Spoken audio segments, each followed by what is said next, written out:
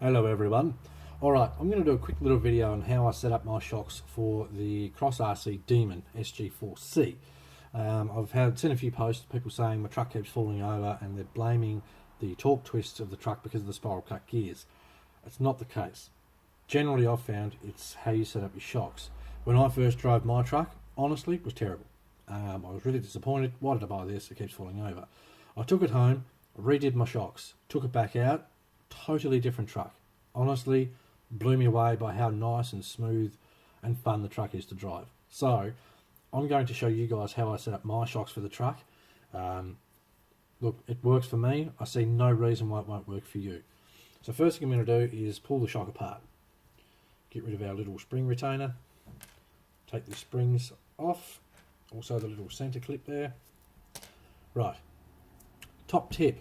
When you set up your shocks, don't wind this all the way down. Don't wind it halfway down. Best thing you want to do is start with this right at the top. Why? If you've got this set too hard, you are going to push your truck over. Right, now that that's out of the way, generally, a lot of these instruction books, I'm actually building the PG4 at the moment, hence all the mess in the background. A lot of the instruction books will say, fill this reservoir all the way to the top. Now, what's going to happen if you do that is, your shock's not going to move near as much as it should. This is what I did with mine. I filled the shock to the top. Then slowly compress the cylinder a couple of times just to push out any push out any air bubbles, that might be in there. I can actually see a small little stream of air bubbles coming to the top.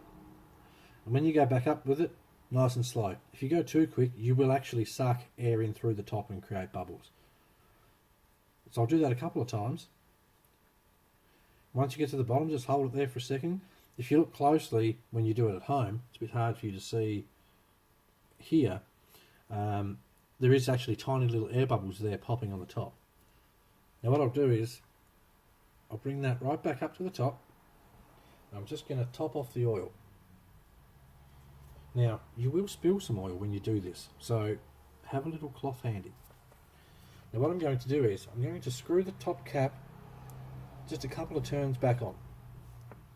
I'm going to push down the shock. Now I can feel that it's already tight there. We don't want it tight there because the spring has to move further up in. I'll bring it back up, loosen off the top a little bit more, push it all the way until I get the full extension. Now I'll bring the shock slowly back up. If you do it too quick, you will suck this oil back into the shock reservoir. I'll tighten it up a bit more and see how much throw I get. So I'm still getting full throw with a slight amount of rebound at the bottom. That's about spot on. Now I'll finish tightening that up. I'll wipe off the excess oil off the top, just so that it's easy to hold, otherwise you'll drop it everywhere. No one likes dropping RC pieces. Now I get just about full. You can see the rebound in the shock there.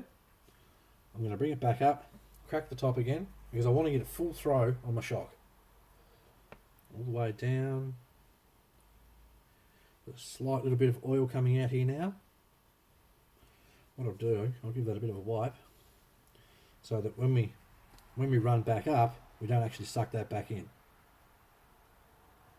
Bring it back up to the top. Tighten this up. And now, just about full. So if I do that one more time, that should give us exactly what we're after. Crack the top, all the way to the bottom.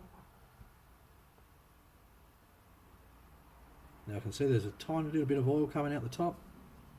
Wipe that away so it doesn't get sucked back in. Bring my shock back up to full extension. And then do it back up.